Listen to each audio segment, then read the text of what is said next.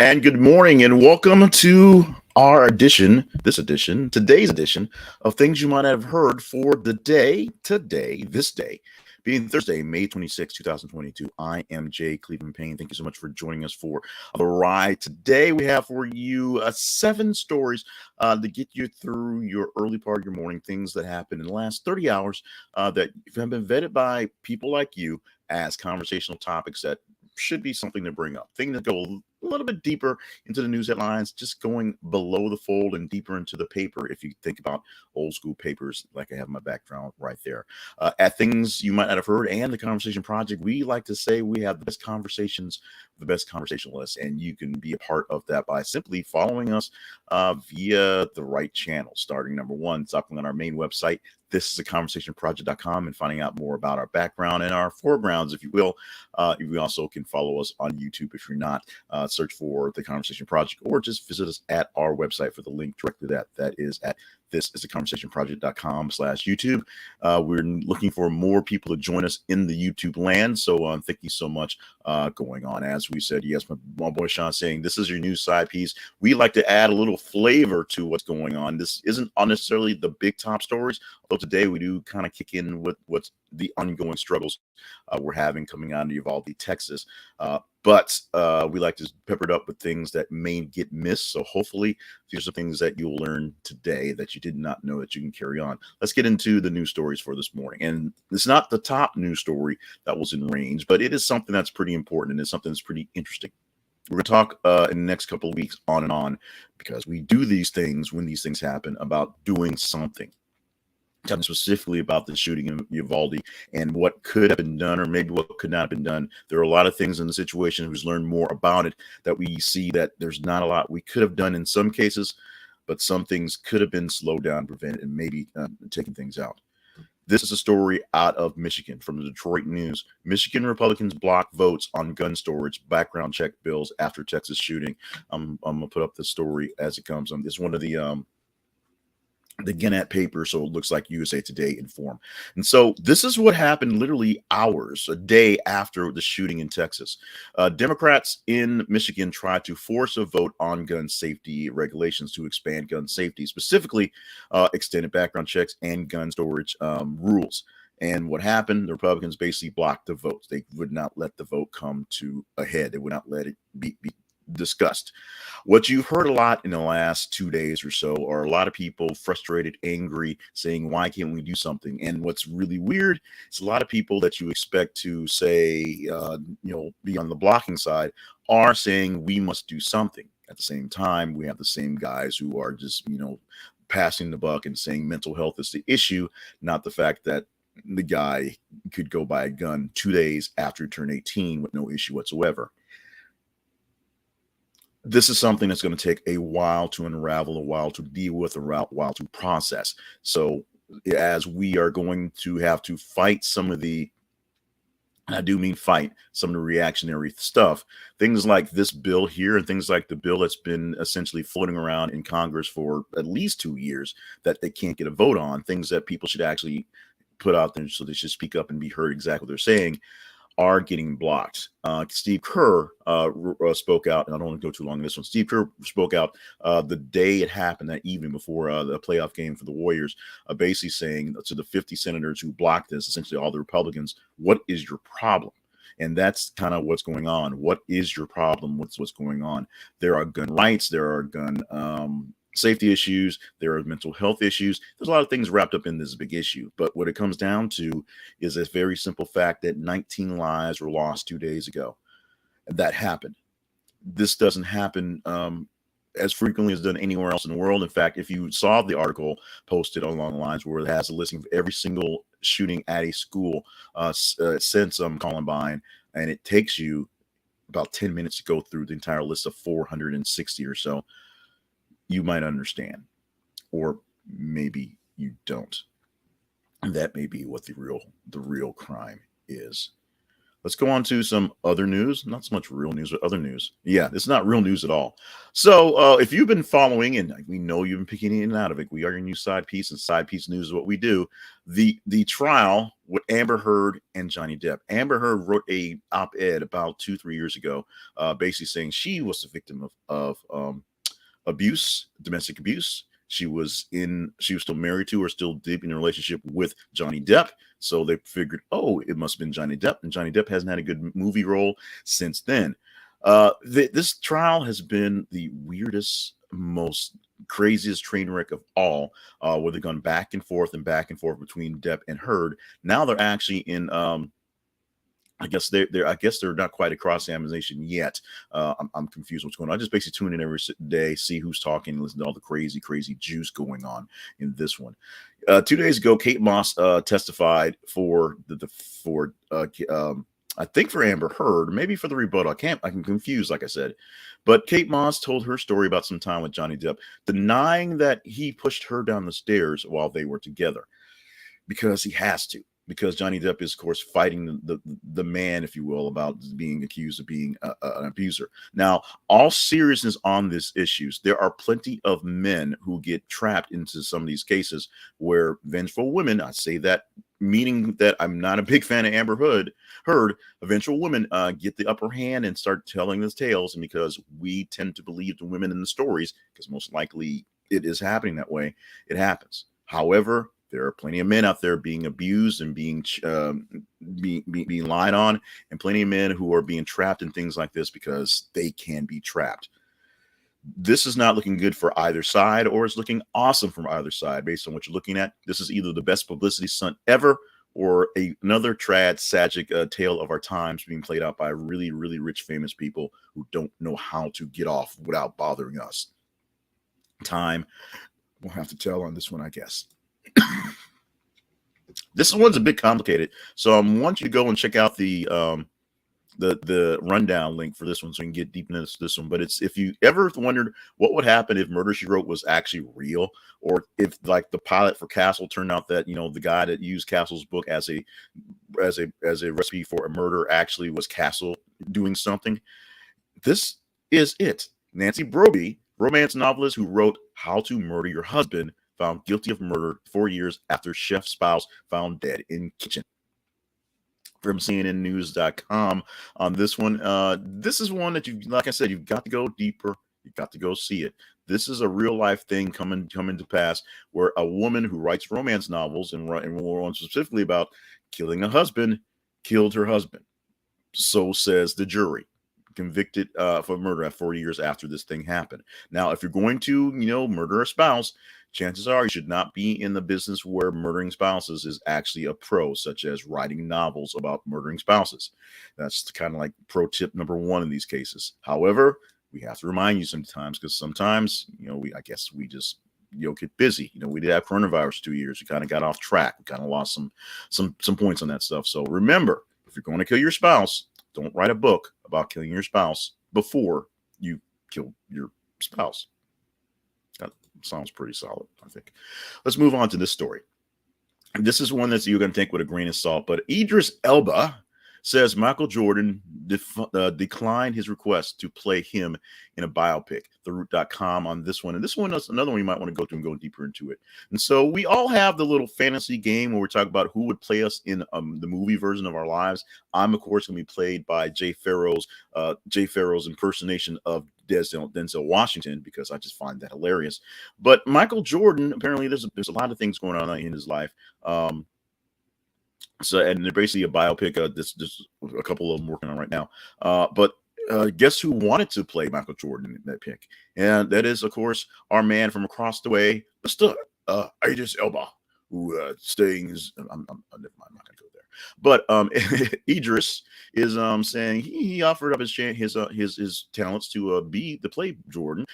And Jordan basically said, yeah, I'm a pass. Maybe he wants Jay Farrow, Denzel Washington impression playing him as well. I don't know. It's a good impression. It's a great impression, but we'll see what's going on. We're not talking about AT&T Fiber right now. We'll deal with that later. Thank you, The Root. But they basically do for trying to, trying to.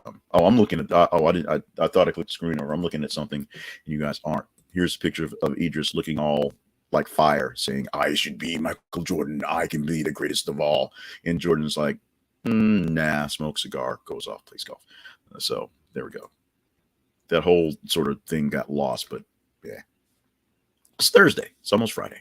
Pennsylvania to recount votes in GOP Senate primary between Trump-backed Oz and McCormick. USA Today with that one on there. We officially got to the deadline for the recounts or for the tallies in Pennsylvania, and this one was a barn burner. This one was going to the wire for most of the time in the last couple of days. The difference between Oz and McCormick, who Oz was ahead, was basically about 1,000 votes, literally a handful of votes in the grand scheme of things. So now, because they've got to the wire and the percentage is just where it's at, they have to recount all the votes to make sure this one is valid. These are the sort of things that are done anyway. A natural recount is triggered when you do a vote where the percentage is basically less than 1% or something like that, based on where they are. I'm trying to see where it is. So Oz had lead shrunk to fewer than 1,000 votes on Monday as Allegheny and other Pennsylvania counties tally provisional ballots. Essentially, when you're that close, you got to make sure that we get this thing right. So that's what they're doing for Oz and McCormick. We'll see very soon who gets the Republican nomination for this, whether Trump is actually going to get a win in his pushes, because Oz was not so much a long shot, but the famous guy over McCormick here in Pennsylvania. And finally, Stormy Daniels files to legally change names following Trump's scandal. We get this from theblast.com, and this is an interesting one. If you think it is, it's a short one, so we can get this in quickly. Stormy Daniels is going to has filed to legally change her name after all the Trump stuff went down, because she is famous for being Stormy Daniels, the stripper, the porn star, the adult entertainer, the dancer. So what she changed her name to? Stormy Daniels Barrett. So that's it, Stormy Daniels Barrett. She's actually changing it from her legal name, which is Stephanie Gregory Clifford, to Stormy Daniels Barrett. And that's it. You want more? Go ahead and read this one and get deeper into this one. Let's go ahead and get into our tease for today. And this one is going to be an interesting one to note. Here we go. Let's expand and contrast. So Winnie the Pooh is getting the horror treatment with Winnie the Pooh, Blood and Honey. Images are revealing from the first look at the horror reimaging. This thing is real. This thing is spectacular. It is going to happen. It's got films. It's got puppets. It's all the one in the wild. And you too can now see a really crazy imaging of Winnie the Pooh with death, murder, and all those sorts of things mixed into it. Now, will this be as trippy and crazy as Banana Splits all of a sudden going out to kill people?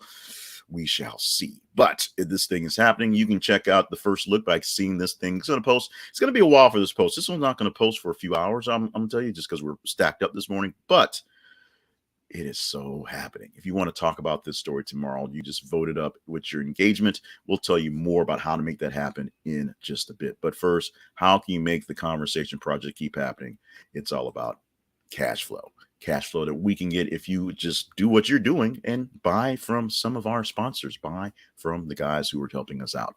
This is the conversationproject.com/Zenny is the way to get to Zenny Optical. They are one of the finest optical shops online, and they're one that I've been using for years and years and years, because well before they were doing a lot of this promotion of online glasses, they were doing it. Zenny was doing it well, and I was able to get my glasses without going to the optometrist, without doing all the crazy chit chat stuff. I would be able to put in my prescription as well. My prescription, get a couple buttons, pick the lenses I want, pick the frames I want, and go with it. My lenses are very good lenses, and they're pretty inexpensive. My frames are extremely inexpensive. I have plenty of pairs of the same pairs of glasses everywhere since I lose them, and Zenny Optical allows that to happen. My daughter looking at her first pair of glasses, and because when I got my first pair, they essentially got broken within 2 weeks.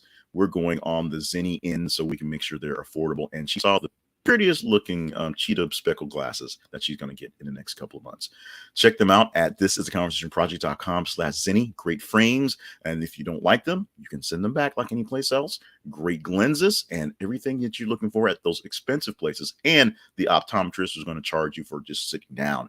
You can get them online at Zinni Optical. Check it out at thisistheconversationproject.com/Zinni. As we said, this is an affiliate link. So thank you so much for joining us and clicking this link in advance.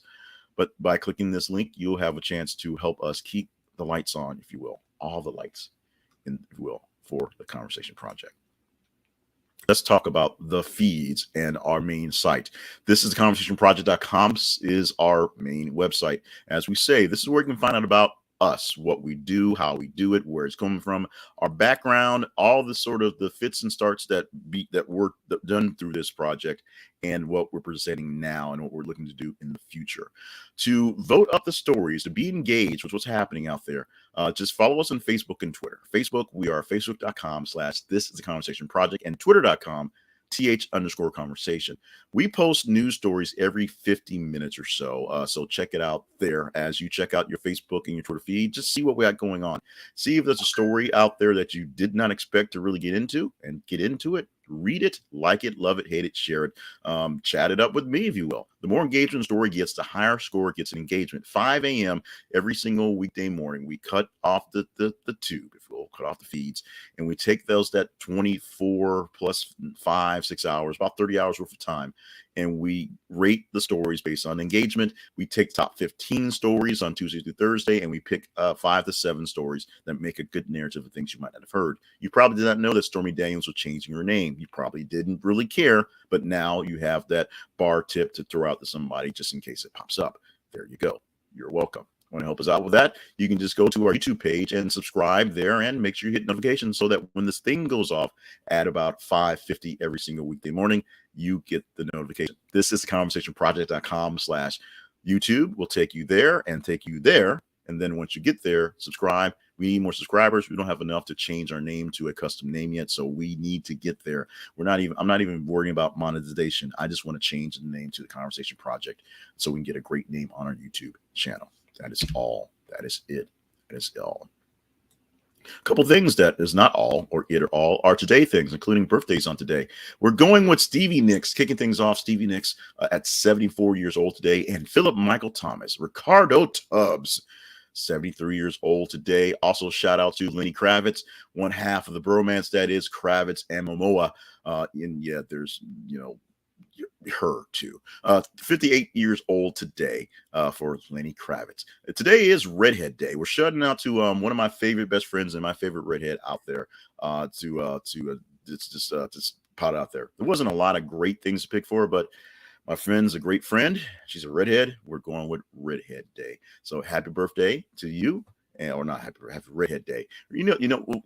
Something about redheads. Redheads essentially are a genetic defect. In fact, they should not exist based on our genetics. A redhead is a red person with red hair, and the whole fair complexion is essentially a failing in genetics. And because of that rare failing, you get a redhead. I thought you might know that. Didn't know that. Extra bonus fact on out the way at the door. But the actual real out the way at the door bonus fact is this one. You can take every planet in the solar system, line them up so they are touching each other, like bouncing back and forth, and they will fit inside the space between Earth and our moon and actually have space to spare. So we think we have a very vast solar system, and we do, but the size of the planets are just essentially from here to the moon. I am Jay Cleveland Payne. Thank you for joining me for the Thursday, May 26th edition, I should say, of Things You Might Have Heard. Thank you so much for live responders, including Big O watching on the comments, and Christina with a K, who we're definitely going to see that Winnie the Pooh movie when it comes out in the theaters in IMAX. And of course, shout out to Adele, my favorite redhead out there, celebrating Redheads Day. If you want to get more of this stuff, be here every weekday morning. We kick this thing off live at 5:50, or make sure you are subscribed to us in your YouTube feed or your Facebook feed so that you can check it a few hours afterwards. It takes a little while to get it up into posting into a replay for YouTube. Part of that is because we don't have a lot of followers. So you can do us a big favor by going to This is the conversationproject.com/YouTube, and subscribing so we can get more followers on that. Follow us on the feed so you can vote up the stories. We can talk about anything you want to, assuming it is a story I post within the 30-hour window, and you put it in the range for engagement. How's that sound? In the meantime, we'll do this again tomorrow, but right now we've got to prepare for the day today. Enjoy your redhead day. Enjoy your whatever day. Enjoy your wine day from yesterday. If you want to celebrate that day late, make sure you stay hydrated, stay limber, and stay on task. We need you for all the great things that you are here for. We are going to hit the button. We're going to go away for a bit. We'll do this again tomorrow.